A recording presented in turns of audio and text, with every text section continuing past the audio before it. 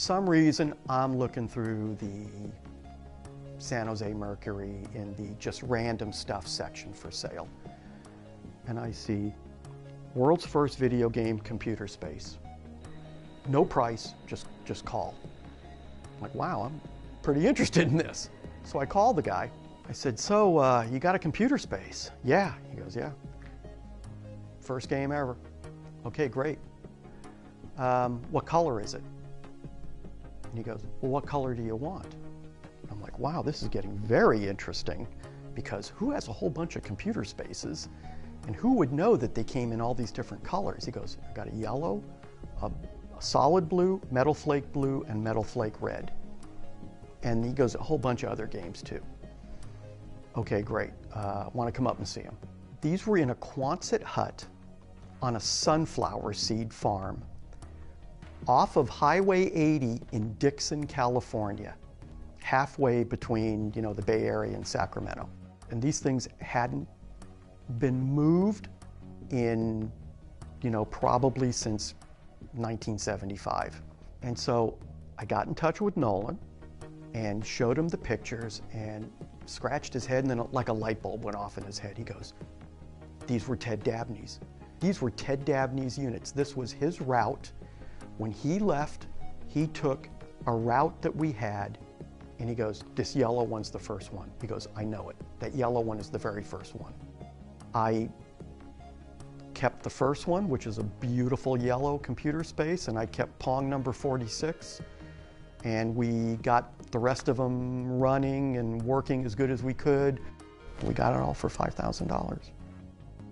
I don't regret the purchase one bit. Not for a minute.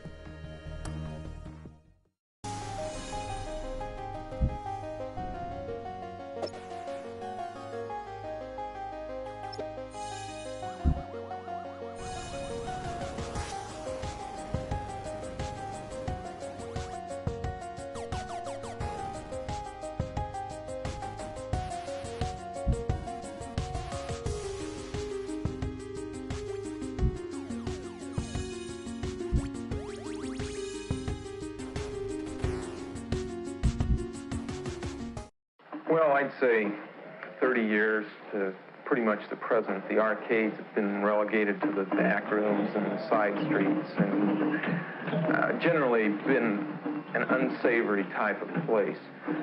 What we want to do is bring the amusement game to age. If we can give it a new zip and a pizzazz, it's going to be financially successful, as well as, I think, a very serious part in the leisure time activity of the American people. The marriage of traditional pinball machines and computer technology has resulted in the birth of a new breed of amusement games. And Nolan Bushnell is the man handing out the cigars. Bushnell has developed two such games, Computer Space and Pong, and believes that they and others like them will move the pinball industry out of America's bus stations and bowling alleys and into the space age. In 1971, Bushnell invented Computer Space, but sold production rights to Nutting Associates of Mountain View, California, for royalties based on the number of games sold. It proved a good deal for both parties. Sales already exceed 1,500 machines. Computer Space, like Pong, sells for around $1,000 and is played on the screen of a standard television set, which has been programmed to display the desired game. In Computer Space, the player controls a rocket ship, which is trying to shoot down enemy flying saucers while avoiding their missiles.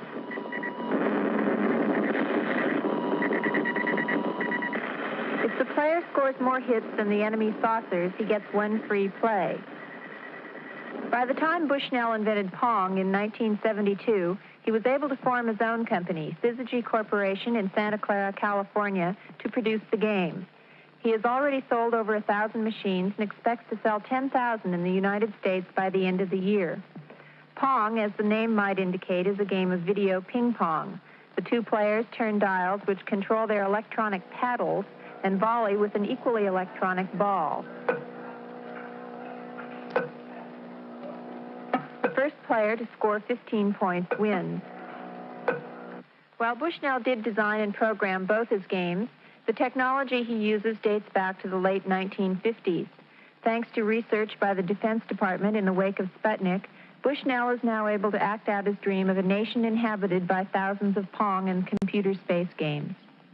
The government spent millions of dollars on this technology, and as a result, now it's cheap enough that we can put it into a game and sell it for 25 cents for a few minutes and make $1 out of it. It's something that the research and development really was done many years ago, and now it's cheap enough that with PC boards and integrated circuits, we can use that technology to our advantage. The basic electronic unit of Bushnell's games is the integrated circuit. Each of these small chips is capable of storing large amounts of information.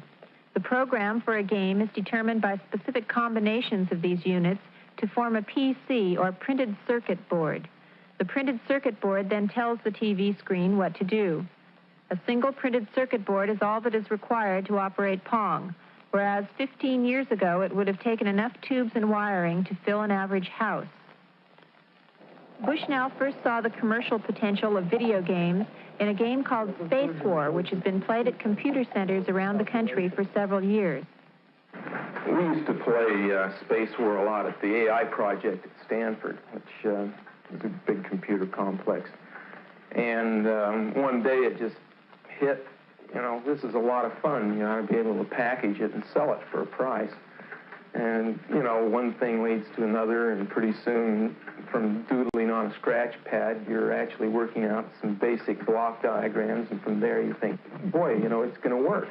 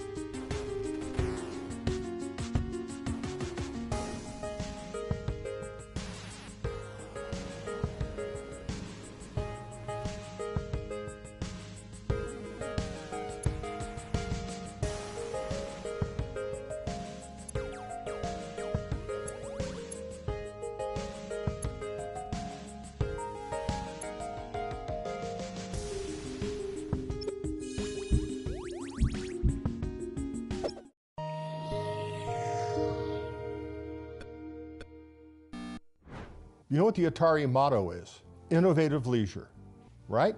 Well, it didn't say innovative arcade games.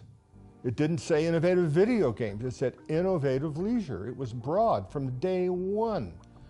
I mean, Nolan always had a consumer game in his mind because that's what he hired me to do. And I wound up doing the wrong thing and making a hit coin-op game, right? When I was at Ampex, I learned how to make sync generators, synchronizing, the basic fundamental circuit necessary to get a TV signal, because we had to generate an analog signal. So you do that, and you get the ball at one speed, and you put paddles up, and it's a very, very boring game.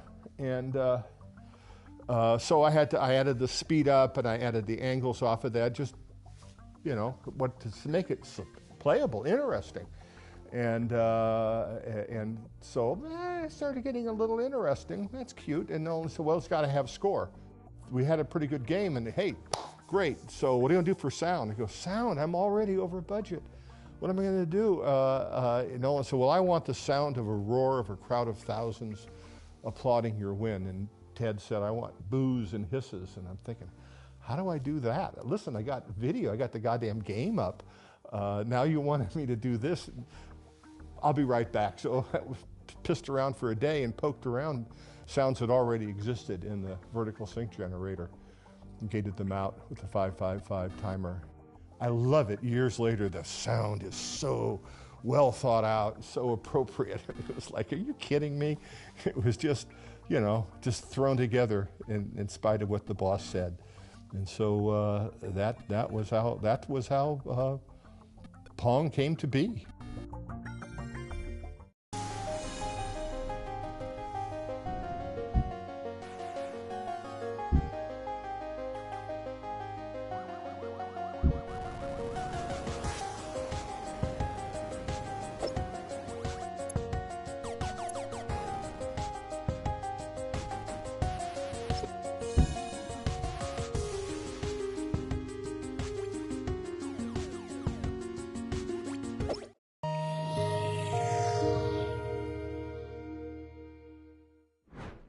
So everybody's heard the Pong story. Probably everybody's heard the Pong story, but I've heard it many times, and from Al Alcorn himself, who designed Pong. So the story I've heard is that they installed one of the first Pong machines in a tavern and let people play it as a test. Put it out into an arcade and see if it makes money. I mean, that's the market research. My understanding was Ted built a cabinet, a tabletop, simple cabinet over the weekend, and a coin mech bolted to the side of the cabinet, tabletop type of big thing was sit on a barrel. Placing a interactive video machine somewhere and having people play it was still a relatively new concept. Nobody knew if it was going to go. Oh, what is the name of the bar in Palo Alto? San Jose? No, it was Andy Capp's. It was Santa Clara? Sunnyvale. So we'll put it in Andy Capp's. You know, it's a coin-op game, be it fragile and humble, and so we did. Well, my memory is that he gets a phone call, the game's busted, which of course is the usual thing you get on a support line. It doesn't work. What is it, and in what way does it not work? Well, it doesn't work. The bar owner or manager at the time kind of yelled at them and like accused them of their game being shoddy because it had already broken down and it was no longer functioning or working. And they get a call, you know, later on that night and like, hey, this f***ing thing broke, you know. Come and pick up this piece of shit game and get it out of here. You know, this f***ing thing broke. You know, I'm not going to waste my time fixing this crap. But anyway, the machine, we got the word that it stopped working, and I figured it could be anything, and I'd go out there and take a look at it. And so I went to the machine, and the first thing you do is you want to try to play the game, because the machine was on in a tracked mode, so it was working, but you couldn't start a game. And so I went to the machine, and the first thing you do is you want to try to play the game, because the machine was on in a tracked mode, so it was working, but you couldn't start a game. So you open up the coin box to basically flip the micro switch to give yourself is you want to try to play the game, because the machine was on in a tracked mode, So it was working, but you couldn't start a game. So you open up the coin box to basically flip the micro switch to give yourself a free game, because I'm not going to waste a quarter, you know. And so they went down to see what's wrong with the machine to fix it, and what they found out was that it wasn't broken. It was just that so many people had played it, they'd filled the coin box with quarters, and it was jammed, and it couldn't take any more. So many people had played it that it couldn't accept any more money. The game is broken because it's stuffed so full of quarters. Completely stuffed with quarters. And it was a small, I remember it was kind of small, if I remember. It was a small space. It just filled up with the quarters, and it wouldn't take it. When I opened up the coin mech, you know, all these quarters just gushed out. So, whoa, that's impressive. It's the equivalent of like crashing a server when you launch a new website and it's so popular. So they crashed the server on Pong. And one of the other reasons it was also so popular is because you could play it with one hand while you're still holding a pint in your other hand. And that also was one of those things that, you know, eventually many, many years later led to the rise of the fun barcades that we have, you know, and we can enjoy now. As Al will always say with a little, you know, twinkle in his eye, he goes, "This is a problem I can fix." Basically, the way it worked was you take the money, the deal you have, and you split the take with the owner of the bar. And so I did that, and I had this sack of quarters, and the next day I come into work and I said, I got the machine fixed, and here's the problem. Goddamn thing's making too much money. And they'll went, really?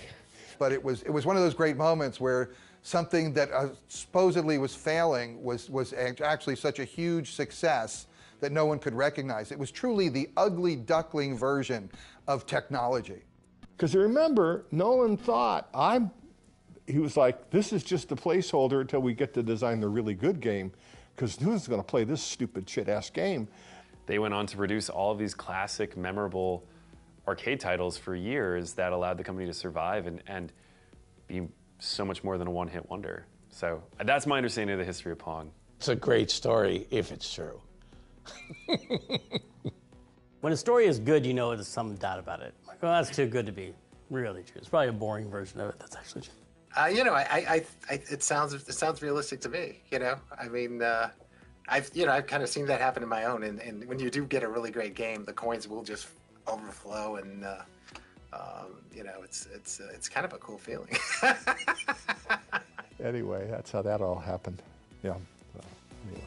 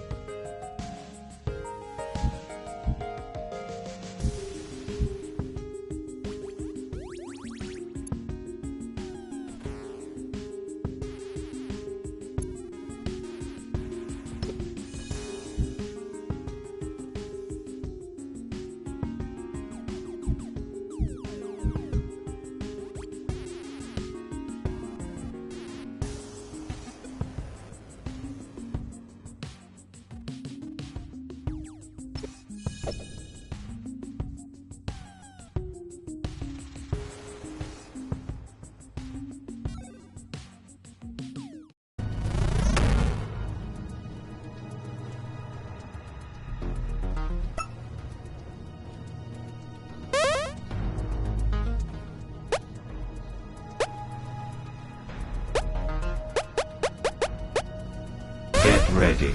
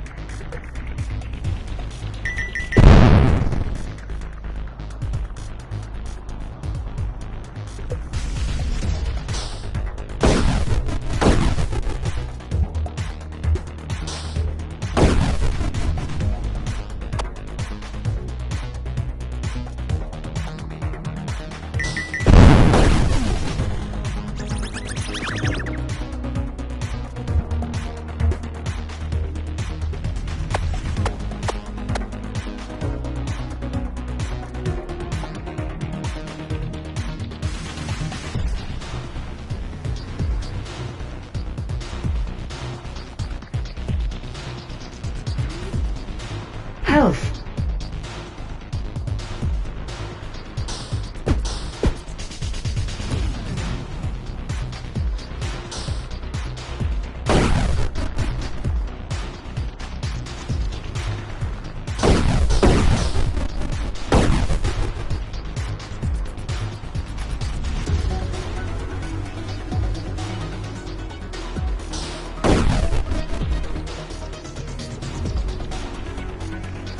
Rocket.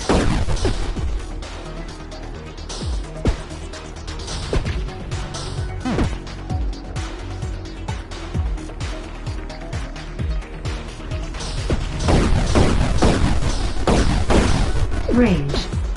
Shot.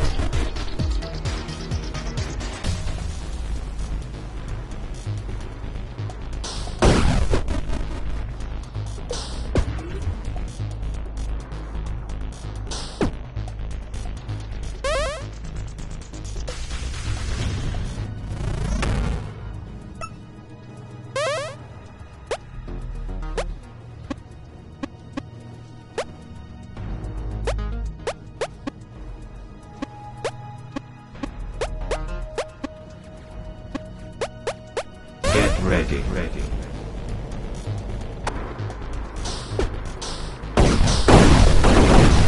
Rocket. Shot. Health.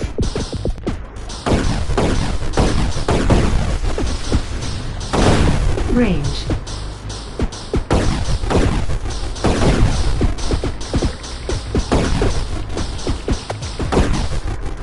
Health. Health. Laser. Range. Shot.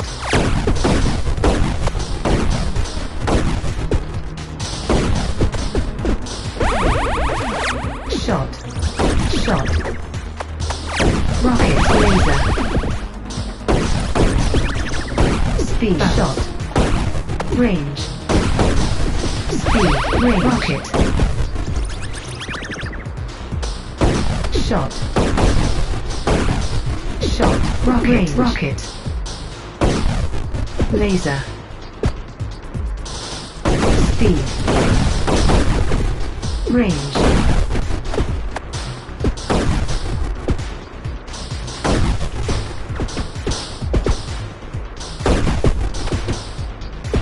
Health. Bounce. Shot. Speed. Speed. Range. Laser. Range. Rocket. Speed. Shot. Range. Speed. Range.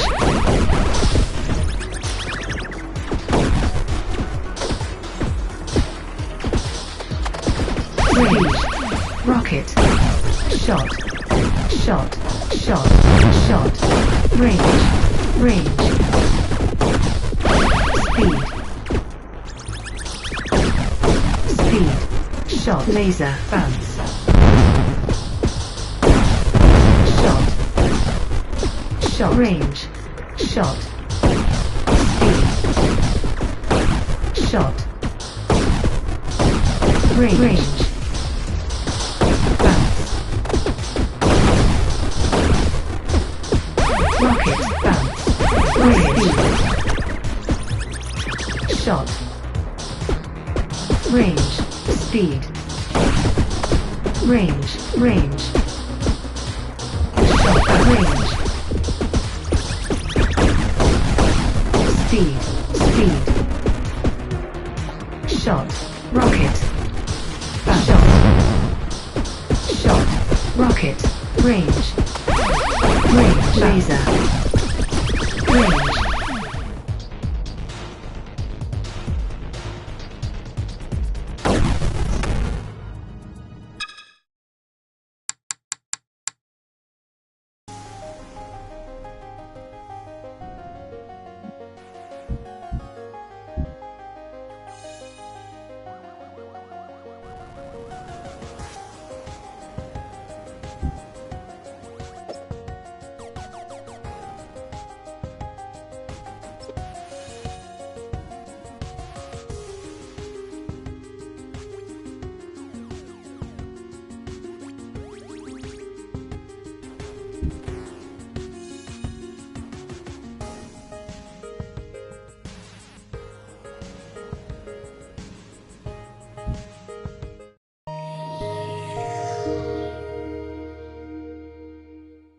I mean, Atari really, why were they in the pinball business? You know, here they had this tiger by the tail of video games, you know, just this supernova of creativity and possibilities, and you know they were nailing it left and right, creating new genres every other week.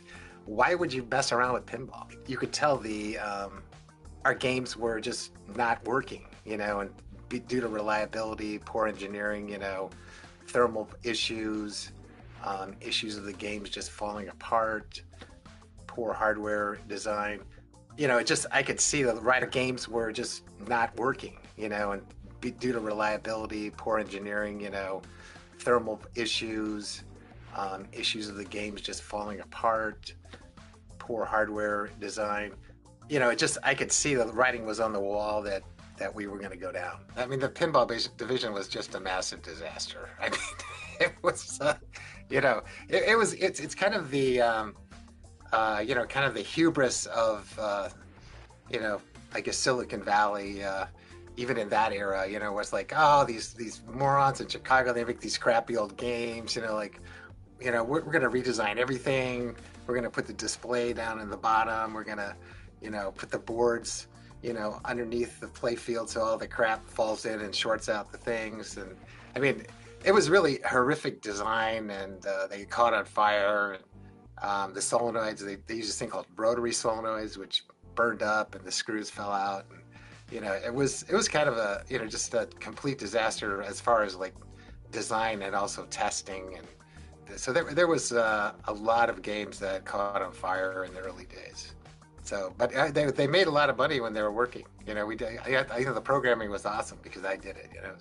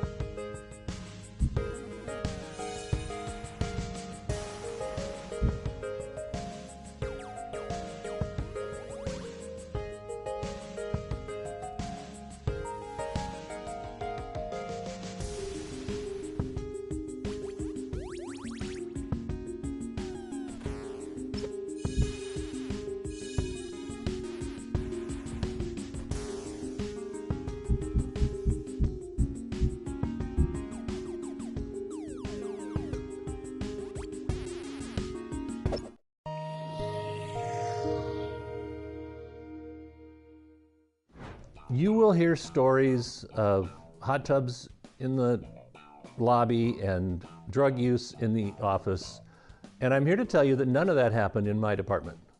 We started smoking pot right in our office. Rob and I were like the premier pot. Sorry, Rob. I and some other person who occasionally shared an office with me for 5 years at Atari, however that frickin' worked, we would just fire up right in the office. It's like, who knows why? It's like, this is like, it's illegal. It's like, it wasn't even a sense of privilege. It was just mindlessness. I worked in a satellite office. I started in 1977, which was still pretty early. It was only 18 months since the 2600 came out. But there was no hot tub in the lobby of the office that I went to. There was no drug use in Atari, though I don't doubt that it was over where Howard and Todd Fry were working. Drugs were consumed at Atari by all kinds of people at all levels of management, from the bottom to the top and all over engineering. Not everybody did drugs, but some people did, and some people enjoyed them, and some people abused them, and some people went to the hospital on them. And but by and large, drugs were a relatively nominal factor. Drugs, you know, there was a lot of marijuana, and it would participated a lot in brainstormings. So we had the way of, you know, trying to incorporate drugs into our productivity model. I went home and I smoked a joint, a little bit of cocaine and a little bit of psilocybin in it. And I was sitting there, it was about half gone when I realized, oh, you could do that. And it's like, I put it out and I went and I wrote a page of notes. And my design for that kernel was exactly what it ended up shipping. It was like, it has a tremendous amount of effort, actually, to get everything organized. You know, they did have good deliveries of cannabis in the inter-office mail. You know, that was probably the primary use of those yellow manila envelopes. So I think it was, you know, Fridays or Monday. I think it was Fridays when you get these really thick envelopes coming through the system. And, you know, and it was weird. There was a guy working there, and his job was he was the weed dealer. You know, that was his or Monday. I think it was Fridays when you get these really thick envelopes coming through the system. And, you know, and it was weird. There was a guy working there, and his job was he was the weed dealer. You know, that was his sole job at the whole company. And there was a very straight German VP of hardware down the hallway in the building. I have no idea. And he complained to management about the smell of pot smoke in the corridors. So they got him an office in a different building. I have been asthmatic since I've been 12. I need drugs to breathe. I did not do drugs because drugs to me were something that let you get up in the morning, you know, and breathe. So and nor did I think I wanted to mix those things. The high of me was doing the work, and I was always a happy guy. So I just didn't feel I needed it. So I never did drugs, but there were a lot there. Don't put too much stock in the fact that every Atari employee was stoned out of their minds while making games. I mean, there was all kinds of drugs consumed at Atari, but the real drug at Atari was going into a store and seeing your product, seeing your game on a shelf.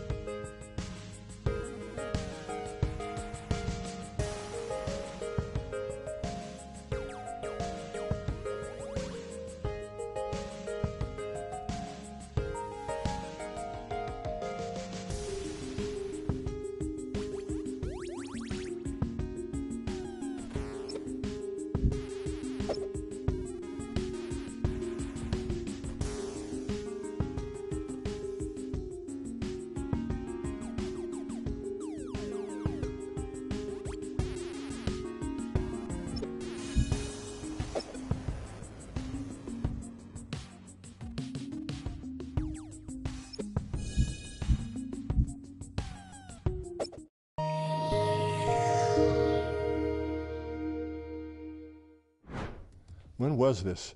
1980, 81, that time frame. Prior to Ray Kassar's emergence, I was part of the executive staff, you know, and Nolan, Joe, I, Steve Bristow, Gil, Dennis Groth, finance, you know.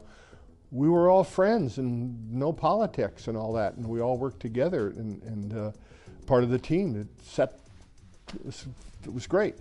Once Ray took over, nope, it was all a closed office, and he met with all his hires from Procter & Gamble, and so I realized, okay, I'm out of this. I'm either going to have to quit because Nolan had gone, Joe had gone, Lipkin, everybody had gone. I figured, well, I'll go back. This is my baby. I'm going to do it one more time. And we had used holography. We couldn't keep secrets at Atari. We're just no good at it. So we decided the best thing to do was put out disinformation. So one of the best ones was the next coin-op game is going to have holography in it. It was like, what the hell is that? I knew what it was, because having, you know, been to college and studied this physics and stuff. But that was just, but anyway, I decided, well, let's do something in holography. Maybe there's something there. I'll take it. Sounds hard, sounds interesting. I know a little bit about it. And we proceeded to explore holography and what could be done, and came up with a holographic toy that basically sold it to Ray, saying, how would you like, because the cartridge video game business seemed to be very good, how would you like to have a system where the cartridge, it's a cartridge-based system, but the cartridges are half the cost of, everything is half the cost of the VCS. And, hey, go ahead. It were very simple. They were nothing more than an LED, a simple LED game, the handheld LED game in those days. The only difference was we had a hologram with two images on it. You look through this box, and there were 2 lamps inside, and when you'd crash a spaceship, you'd see a hologram of a spaceship crashing. But you could look through this half-metallized Mylar and play a Space Invader game or something like that. We did all the work, put everything together, got a chip designed, package designed, and at the end, Ray wouldn't. We even took it to the toy fair or the consumer. And marketing wouldn't show it, wouldn't back it up, and we did it ourselves, engineering. And we think we sold 100,000 of them, but Ray would not release it, just wouldn't do it. And I realized that was it. They're not going to release that. I mean, this is now in a time when if it failed, you wouldn't even notice it. It wouldn't be a pimple on the balance sheet. But they were afraid to do it. Back when the whole company was, we're sure we'd do it. So that was the end of my career at Atari.